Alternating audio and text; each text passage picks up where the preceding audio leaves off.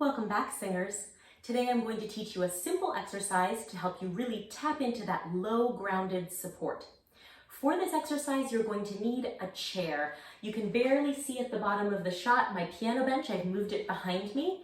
This should be any kind of hard chair that is nice and stable. You don't want like a teeny tiny bar stool that's going to be high and sort of precarious.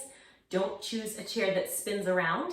And also don't choose a lazy boy because you'll never be able to get back up and out of it. So something hard and stable and sort of average chair height, and we can begin. Now the musical pattern here is quite straightforward. It's going to be a 9-note scale going from Do to high Re and then back down. And we're going to go V, V, V, V, V, V, V, V. So that's V as in Victor. And there are two things I want you to observe happening here in the mouth as you do this exercise.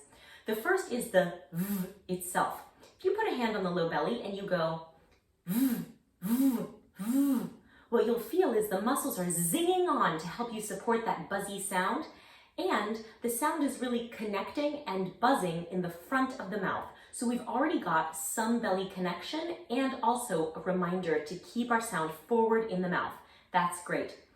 Now on the E part of the exercise, try to keep the middle of the tongue, sort of that middle line of the tongue, nice and soft. We don't want the tongue to be kind of hard inside the mouth or the lips to be spread.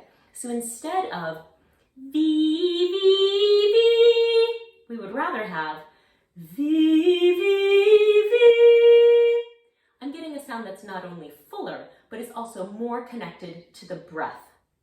So let's try this exercise together a few times first without sitting down. Sing with me here. Let's start here. V, V, V, V, V, V, V. Now, to employ this chair, what we're going to do is on that same pattern, when we're about halfway up, we're going to begin slowly lowering down into a seated position, and then we're going to come back up. So, V, V, V, V, V, V, V. Try it again. V, V, V, V, V, V. Let's go here. V, V, V, V, V. Now, I'd love to hear your guesses on why this exercise works.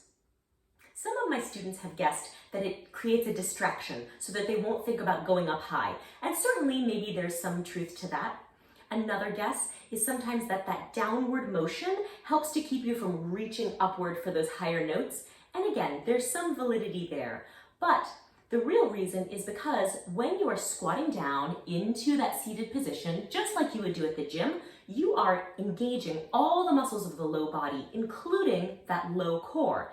And since that's where we want the powerhouse of our singing to be anyway, we're sort of tricking these muscles to be on and to take over the muscular work of singing so that we can redelegate that work out of the neck, down into the muscles, where it can be done with more strength and more appropriate effort. So let's try this just a few more times before we head out. Let's start here. V, V, V, V, V, V, V, V. And here. V, V, V, V, V, V, V. Keep your tongue loose, keep your V buzzing.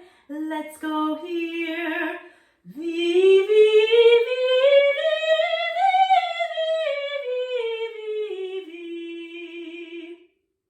Now I hope you'll come over to the weekly warm-up to see lots more exercises like these to help you do your best singing at home. And thank you for practicing.